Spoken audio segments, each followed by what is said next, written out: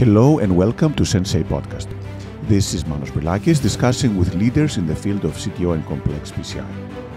Sensei means teacher or master in Japanese. The goal of the Sensei Podcast is to help you learn and improve in CTO and complex PCI so that you can become the best that you can be and offer your patients the best possible results.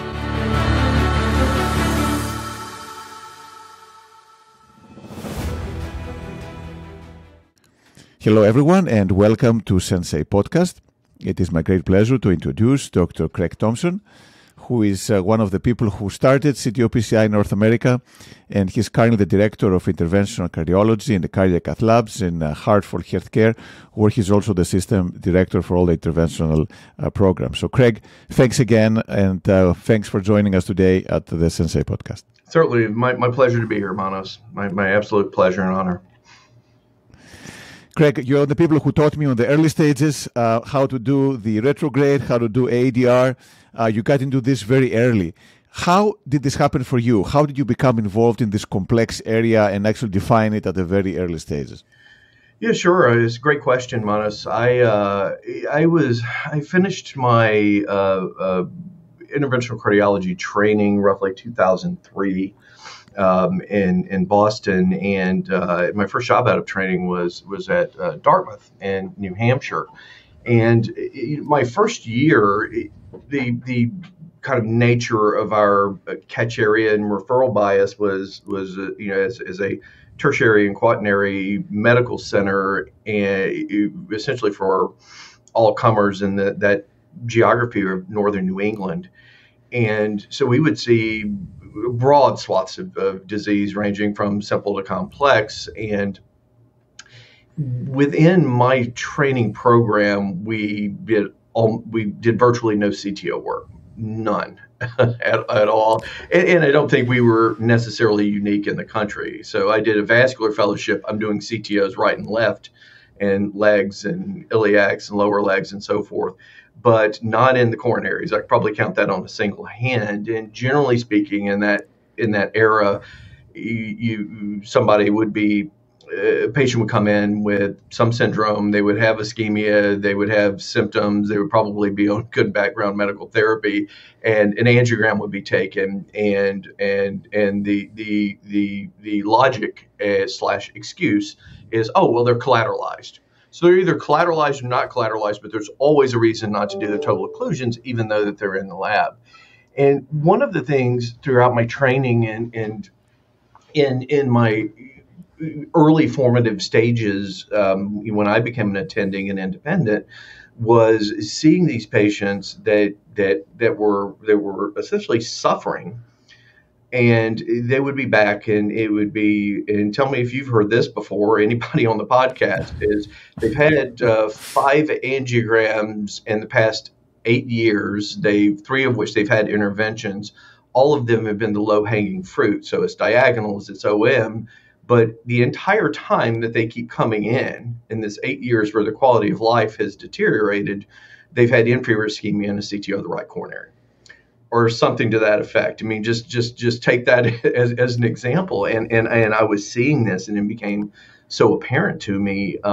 So I started taking more swings at the total occlusions. The other thing that really kind of informed my thought process as it goes to the more extreme CTO and what we now know as CHIP, the high risk indicated patients that have a lot of other comorbidities, was I did my postdoctorate when I was with Harvard and MIT, was in cardiovascular bioengineering. So it was cell therapy, gene therapy. It was the idea that we're going to build new heart muscle or blood vessels, which on the best day would end up being collaterals, frankly, with cells or genes and so forth. So I was recruiting in these trials. I was leading a few, and every time I was looking at this, it was the non-revascularizable patient with viable myocardium, and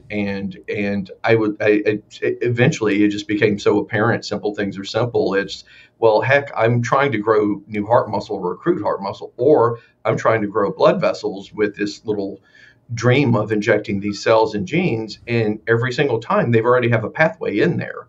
It's the chronic total occlusion. So I kind of lost my ambition for the bioengineering aspect, realizing these patients probably were revascularizable. We just didn't have the tools and skill sets. And at that point, I became committed to learning them from people that I could learn from, and where we had unmet needs, to apply myself to try to develop them. Perfect. And then how did it go from the intention and the realization of the clinical need? Obviously, the background was perfect, to actually becoming, one of the best operators in the world. How did you learn this? Was it on the job? Was it at the time there were no books or courses for that matter? So how did you actually learn to do the steps of the procedures? Yeah, I would say it was on the job learning, and it's kind of the old idiom: practice, practice, practice. It's, keep going up. You learn from experience. You things both that are successful, things that you regret, but trying to do it in a fairly responsible manner. I would say some of my early influences, roughly in that time period, was when the CTO summit that the Cardiovascular Research Foundation puts on. I was in the audience the second year of the meeting, but it was the first year that it wasn't just this faculty only situation, which is how they started it. And both what I was doing and kind of where my head was that I just described, as well as a community, just the ideas, realizing that, of course, it's not just us. It's not just the people in New England, northern New England, that are suffering from this. It's global, it's worldwide, and it's a conundrum that a number of docs, and certainly many thousands, millions of patients, realize it's there front and center.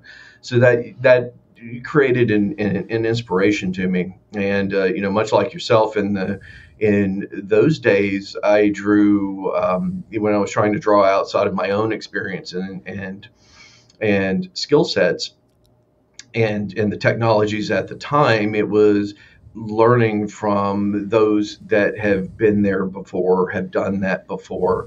And in that situation, for me, it was some of the masterclass Japanese operators. And for a variety of reasons, they had to tackle this, or chose, I should say, to tackle this earlier, and to try to develop the space, both in terms of technique and technology. And, that inspired me to not only learn from them, but to proceed likewise, trying to push this field forward in ways that I could, and to participate in areas to meet certain unmet challenges within the context of CTO. And of course, that evolved to me. Initially, we were thinking about the anatomy, and the mindset quickly shifted to, it's really about the patient. It's to render them symptom free, or improve their symptoms, their quality of life, in certain circumstances, potentially their longevity. But we went from it being the technical conundrum to the more holistic, which I think is the appropriate approach, to being about the patient's clinical circumstances, so that it's a community. It's the patient, it's the referring doctors and general cardiologists, as well as those of us in interventional cardiology, like you, me, others, and cardiovascular surgery.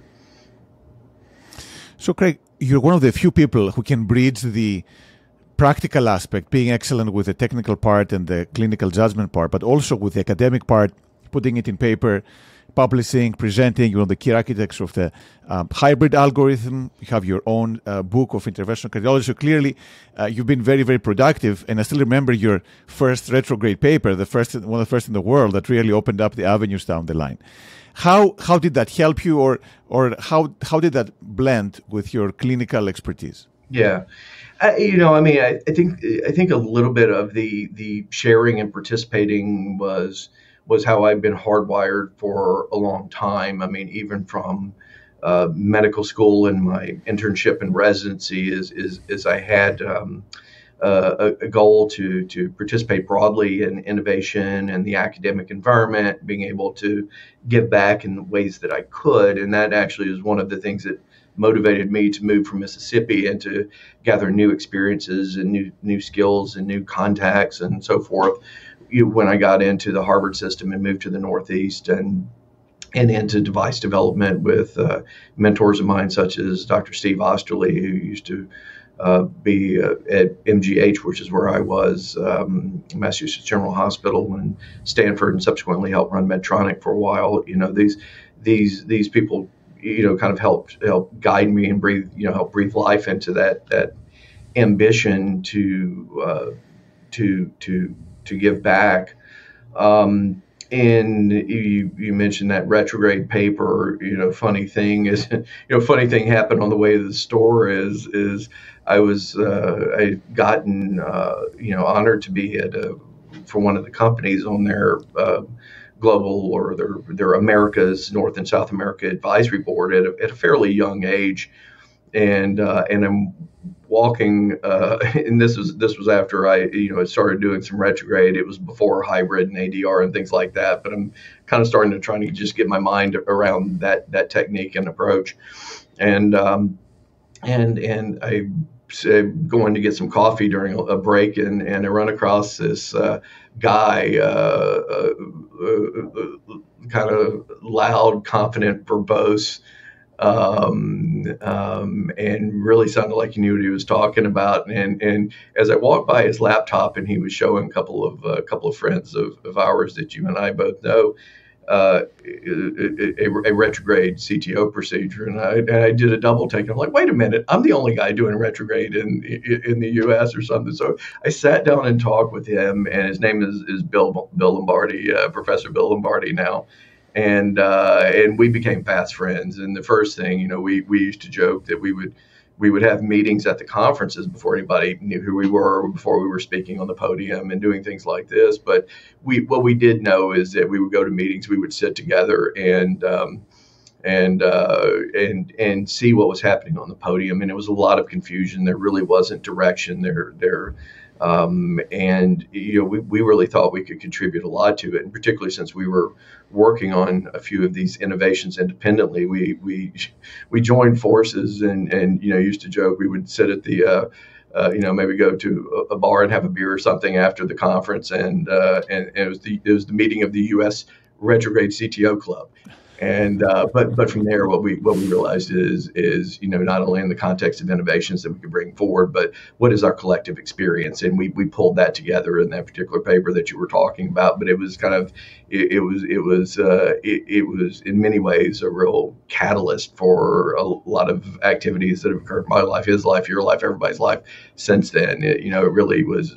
If you think about these kind of seminal or crucible moments in your life, that would be one of them for me, for sure.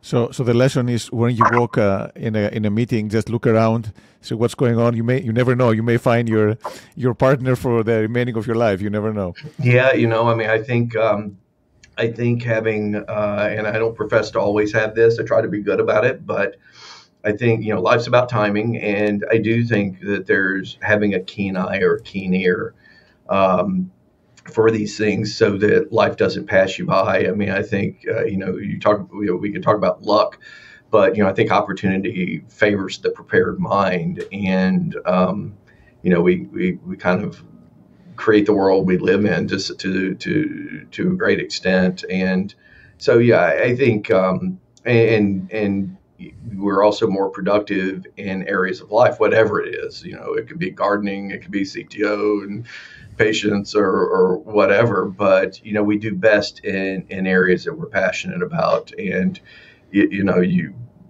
nobody would ever pay me for, the mindset is nobody ever pays me for what I'm worth. It's you have to live your life in that way. And I think if we do so, that's how one can become productive in whatever field that they're in. A little bit of philosophy, but I think, as you well know, is I think philosophy and mindset is really a cornerstone of dealing with these complex patients when the cath lab doors close and you have to get to work. And speaking of the mindset, you were doing these cases from an early stage where we didn't have the equipment, as you said. It was much more difficult, took much more time, it was much more risky. So how did you able to get through these very long cases, keep your focus on the case, get these great results? Were there any things that helped you kind of finesse or refine this technique, or something you were born with? No, I can't speak to any particular birthrights that any of us have. I am convinced. I don't know that it's for everybody, but I do believe that there's a distinction between skills and skill sets, and I think it's much more broadly applicable to be able to teach and train around reproducible skill sets. Whether it's around certain techniques and technologies, whether it's once those are developed, combining them into a coherent strategy where we behave the same way, we speak the same language, such as hybrid and its offshoots and variants. But it's really about having a structure, I think, in that regard. And Greg, so you're also unique in that you took actually a break. You had a leadership role in industry for a few years, and you came back. So very versatile. Tell us about this experience. How did it help you or not? And many people would say once they leave the cath lab, they'll never go back. But you obviously are back, and you're better than ever. So how did this experience help you, and how is that affecting the way you're practicing and you're working now? Yeah, sure. It's I've got to say it was another crucible moment in my life, or key moment was. And it's not really a moment; it was a series of moments that lasted nearly 5 years. When I was the global CMO of Boston Scientific, and I learned so much. And I would say, if I had to synthesize that into a few areas, one is management of a large organization, management of people, things that we're not necessarily taught in medical school. And, so if you're a doctor and you do fairly well, you get advanced within your own network and your own situation, but it doesn't necessarily mean you're prepared for that. It's not writing antibiotics anymore or laying a stethoscope on a chest. It's a skill set that we don't necessarily always have. So I think, in terms of leading groups of people, leading initiatives, that the ability to think through it strategically, to be able to think through it with an operational project plan that could come to fruition, and take something, a white sheet of paper, and figuratively speaking, and have a finished product is one aspect of things that I learned about. Secondarily, I was heavily involved in our research and development efforts on the clinical side, and also led the clinical research organization. So having the fingers on the pulse of what's happening research-wise, helping support efforts and innovative ideas, and you were a huge part of this. On the other side, to be able to kind of collaborate in that way, it was a tremendous opportunity from the investigational side to be able to support these things, efforts that I knew had meaning, and I could be a voice inside an organization that had the firepower to be able to push it forward. And of course, if one of the big players does this, they all have to do it. So it's like having chum in the water and a little bit of a feeding frenzy in the space. Third, I would say on the research, more on the engineering research side is getting in, giving product specific feedback to the engineers, bridging this kind of a Rosetta Stone of bringing the common languages together and saying, no, this is what we need, and in this device, or this is how to develop, this adds value, this doesn't, this is probably higher priority, in learning all of the nuances of everything that early projects to you've got a finished product, but now you have to manufacture it at a global level, and what can fall apart then, the nuances that regulatory wise and legal that would impede the product getting to market in a safe and reasonable way. I felt like it gave me more of a 360 view of the world that we live in. So once I got the itch and kind of came back to the other side, New York, and now in Hartford, it really that perspective informs what I do on a daily and hourly basis. And then, Craig, So you're now had 20 years experience in the area, one of the more senior operators and very successful. Do you get stressed out when you do complex cases? Is this routine for you? How do you feel when you do these cases? I don't. I always carry a healthy amount of fear in any case I do. I even when I'm getting vascular access in a diagnostic left-right heart cath, I always have something in the back of my mind. I'm thinking about the permutations, and I feel like I probably have had every complication that's ever happened, and so I'm always looking around the corner for that. But I don't feel as stressed as I might have early on. I think it was putting a lot of pressure on myself, and I think with age and experience, what comes is being comfortable in your own skin. And I guess I would say this more for the younger operators out there is, you might be a little bit more worried about what somebody else thinks about you, or how the patient might react if there's a complication, and that seizes you up. And the moment that you get a little tight, it's almost like in sports. If you're tight, if you're anxious, if you're not loose, you cannot play your best ball.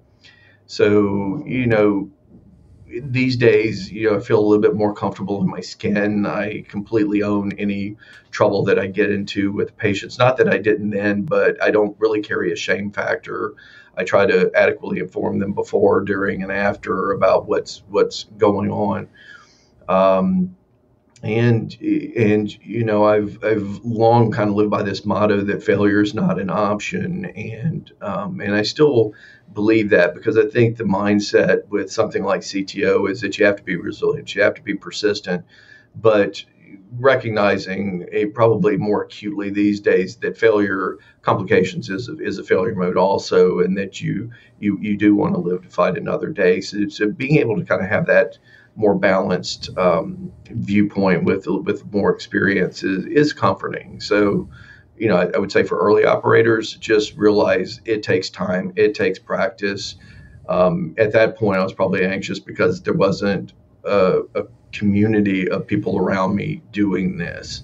And then, you're a little more alone and isolated. That's really not the case anymore. And there's all sorts of people. You're a phone call away. We talk about phone a friend at the meetings all the time, but you're a phone call away from anybody, for advice, for mid-case problems, for conundrums, for support if something goes horribly sour. There's this big community, and Manish, you've helped lead this. You're a big part of it, and you know it. But I mean, as that branched out, I think we all got better. I think we all got more comfortable in our skin, and really can live this life in a more fulfilling way. And then, do you feel there are things to learn? I know you've done, obviously, so many cases and tremendous experience. Are you still learning? Do you think that you kind of reach a plateau? How do you feel about these cases these days? Always learning. Always learning. And frankly, that probably would make me anxious if I ever felt like I would stop learning. And it's interesting how things, you have a perception of how a case goes. You think you see all the pieces on the chessboard, and then something happens, and it's like, maybe I could have seen it coming. I didn't expect it to be coming, or you get these curveballs, and then you still have these situations of, I've never seen this before. And so you find yourself I find myself continuing to be surprised, to be challenged, and to challenge myself to learn. And I do think it's important, whether it's CTO, general PCI, any aspect of medicine, and frankly life, is that the moment we get complacent, you don't maintain your status quo. There is no steady and level. You are falling behind. I truly believe that. So would encourage everyone to continue to challenge themselves every day. And then you've taught so many people. When you go to a lab or someone comes to your lab, can you tell if they're going to have a talent or they're going to do well in this area? Or is it something that is hard to decipher until you work with them for a while? I think you can get an early read on their interest level. Some of it may be subtleties in conversation, the space between the notes that you intuitively pick up with someone. But I think it's their general enthusiasm and commitment, and I think you can feel that one out earlier. You Certainly over the years, I've seen folks that have come in and had that enthusiasm and not really have successful or robust programs. And we've learned a lot about that in terms of trying to teach this. Is a number of years ago, it was teach a CTO operator teaches a CTO operator, and these days, and it's about CTOs and it's about the technique and technologies, right? That's transition, and a better mindset is train the team and do it in a patient-centric way. And that's ultimately irrespective of what the program is, what you're teaching. It's a better model. Because if you don't have the nurses on your side, if you don't have hospital administration on your side, I mean, it really does take a village to pull this off. And if it's just simply an operator going back and saying, hey, I learned some cool new things, it doesn't really have the staying power. And if it's more of you're being a master technician, but not a master doctor, not a master clinician, that's also a failure mode too. And so I think that's been the recipe for success as we've continued to evolve various training programs and training circumstances. And what do you find the hardest thing to teach? Is it the specific hand skills, spinning the wire microcatheter? Is it the mindset? What do you find the hardest to teach other people? Wire skills is the first thing that comes to mind. Wire skills. And because you may realize, even though we have a lot of really interesting technologies and techniques that, probably 60 plus, depending on what your patient mix is. But if you never say no to a patient that has an appropriate indication, you're still probably wiring this thing in the usual and customary fashion 60 to 70% of the time, somewhere, give or take. But over half the time, easily, that you're not doing ADR and retrograde and all this stuff. And really, I think it has to do with the operators knowing where they are in three-dimensional space and being accurate and honest with themselves and not kidding themselves. So, for instance, the differences between the wires, a little twist here or there, is oftentimes the key for success and failure for going subintimal, or more importantly, exiting the artery. And usually if you exit the artery in the CTO with a wire, it's not that big of a problem. But if they don't know where they are in space and follow with a microcatheter, you got a perforation that's usually you have to contend with. And I think it's that spatial orientation on the really millimeter and submillimeter level, and the aspects of wire manipulation that are just so tactile, like you and others could just close your eyes and you can feel it. I need this level of resistance. I am slightly off. I'm a little bit too much to the lateral wall. And you make this micro adjustment, and somebody looks at you and you cross the lesion. They're like, this is magic. I just had my hand on the same wire in the same space and you crossed it. And then how do you verbalize this to someone? It's like, well, I turned it from 4 o'clock to 5 o'clock, pushed and rotated at the same time, and it worked. And I knew it would. But that one's the toughest one, I think, which is part of the reason that, we have a lot of these debates on the podium that are probably highly entertaining for those that watch around a technique called parallel wire. You know this well. As you get multiple wires, you try to redirect yourself. And in circumstances, it can be successful, probably not as successful as our conventional strategies, but is a very viable thing to do. And there was a time before retrograde, before ADR and things along these lines, where that was one of the mainstays of what we did, multiple wires in and trying to negotiate the CTO. Problem is that's a multiplicity effect over something that you cannot easily teach. And I can teach somebody to put a re-entry device, tell me where the lumen is, and stick a penetration wire out the side, and I can do that 9 times out of 10. Parallel wire and wire skills, much harder, much harder. Craig, how are you dealing with the radiation, the lead, the long hours in the cath lab? Are there any things that you do to stay in shape and keep active? Yeah, I mean, I think there's few things that we should all strongly consider. And when it comes to managing just ourselves in the cath lab, I think first one is simply the mental acuity, and that it is. It is a bit of a training exercise that occurs by doing cases, and again, practice over time. And I'm using the word practice a little bit pejoratively to say that the repetition really helps. But to be able to stay focused until the very, very end and you were done with the case, because it's not over until it's over. That last inflation, the closure devices, you've got to stay dialed in. And the issues with operator mental fatigue in long cases, very real. And certainly, are you as good at 5 o'clock in the day as you are at 9 o'clock in the morning? These things are very real. So there's a conditioning aspect of this that occurs with cases. I think I would loosely say work-life balance, but it probably not so much that is what comes to mind is maintaining physical fitness and things along these lines, core strength, muscle training that occurs outside. So you get home, you're tired, you don't want to work out and all of this.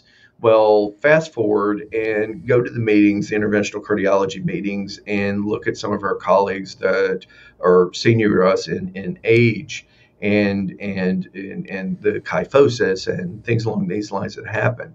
Look at colleagues that are younger than age that have already had back surgery and spinal surgery and things like this. It's the wearing lead and the daily grind is orthopedically challenging.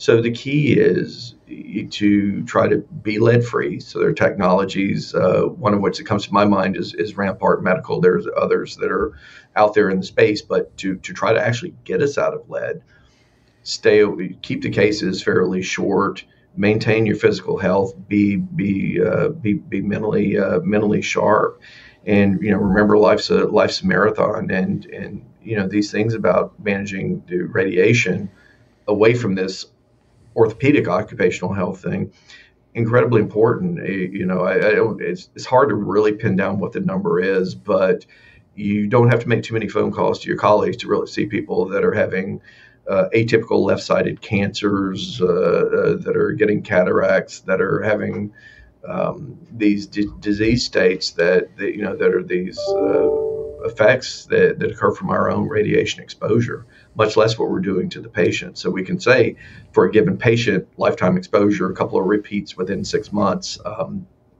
check their back after you've had a long case above X amount of gray, have these parameters as part of your quality system.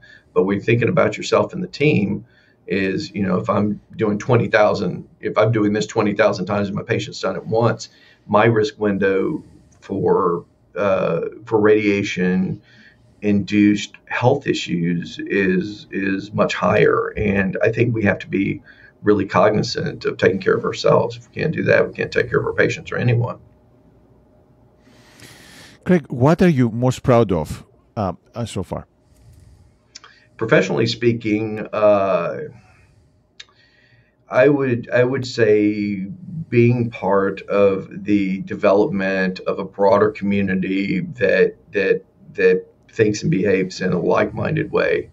My almost knee-jerk initial response was the hybrid algorithm, because it was something that was kind of in my head, and then we validated at this meeting that you and I were at, but to actually see that play out where it's reproducible, that people could adopt it. But I think that's not even really enough. It's really having a broad community of people that now take this seriously, that live and breathe this, that create a new life in a space that felt smaller, so much smaller to me 20 years ago than it does now. And I think that's for the patient's benefits. I think it's for our benefit as well.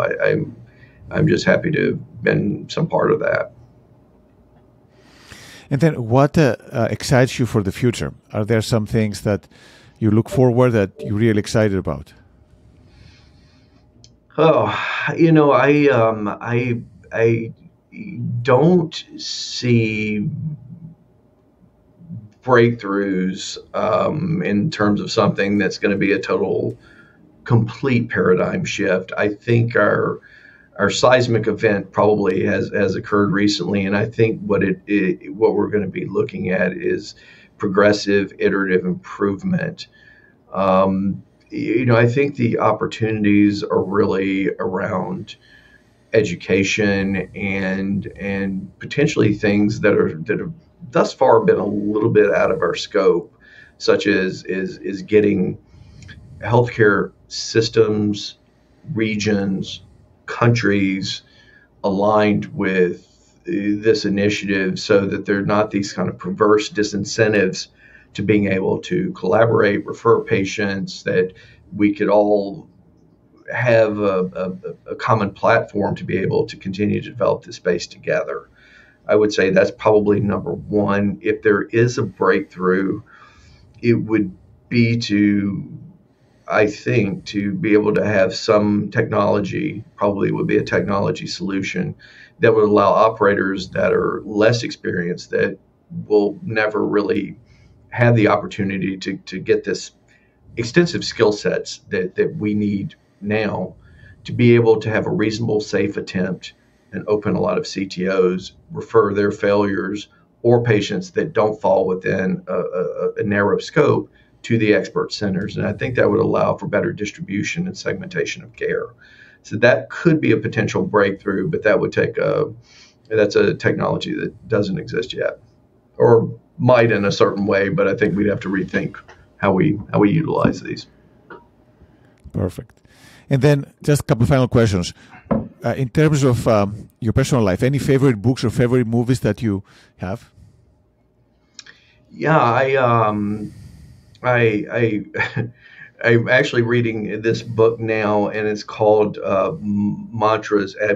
It's by a man named Chris Dorris, Dorris, that I actually met this past weekend at a leadership meeting in Florida. He's a coach, had been spending his time as a mental toughness coach with professional golfers, and has evolved some of his professional career to doing the same thing for large organizations, such as Salesforce and others, like big organizations. And he's got a book called Mantras, is Mind Toughness and Mantras, and I'm blanking on the exact name, but I think if you were to Google Chris Norris Mantras, you'll come across it fairly quickly. And it's really interesting because it's not just really sayings. The notion is it's a lot of wisdom compact in a very compact and concise way. And, I find that really interesting and fascinating and energizing, because he kind of comes from a group of people, their own community, that really believe that your words create your world, and that you be it, and then you live into it. And to some extent, when I hear a lot of this over the weekend, it's good for life in general, but it always kind of makes me think about the type of things that you and I do, right? It's like, I'm going in and I'm going to open the CTO because I have a clinical reason to do so. It's going to get done. And then you kind of live into that particular fantasy, realizing that as opposed to a standard intervention where it's guaranteed, as in CTO, it's not. So you have to have that particular life strategy and live into it. And it's just fun, not funny, but fun to me, that it's really kind of a microcosm of all walks of life and people in different professions and vocations. So that's a good read that I'm currently in. And movies, I don't know why this came to my mind first. I think it's because I just finished a book called Take the Gun, Leave the Cannoli. But it made me think about Godfather 1 and 2, because it probably is a mantra thing, because I like to quote movies, but it's, as Tom Hanks famously said, I think in one of his romantic comedies, it's the sum total of all wisdom. So I don't know. I just like the Godfather movies. Well, I think informally, Godfather is the most popular movie amongst city operators, so I don't know what's in there, but So, Craig, again, this has been phenomenal. Thank you so much. Any final pieces of wisdom, if you had to summarize your key pieces of advice for someone who is young or early career and is trying to learn and get better at this field, what would you advise them? Be passionate about what you do. Embrace the community. It's there for you now, and that will help for your success. Set up a stage for success, and part of it's your mindset. Part of it is taking care of yourself.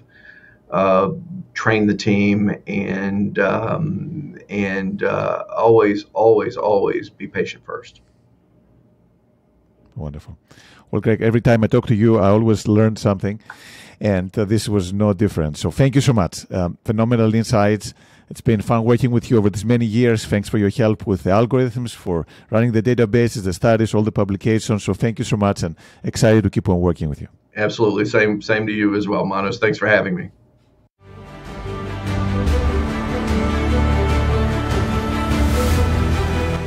Thank you for listening to the Sensei podcast.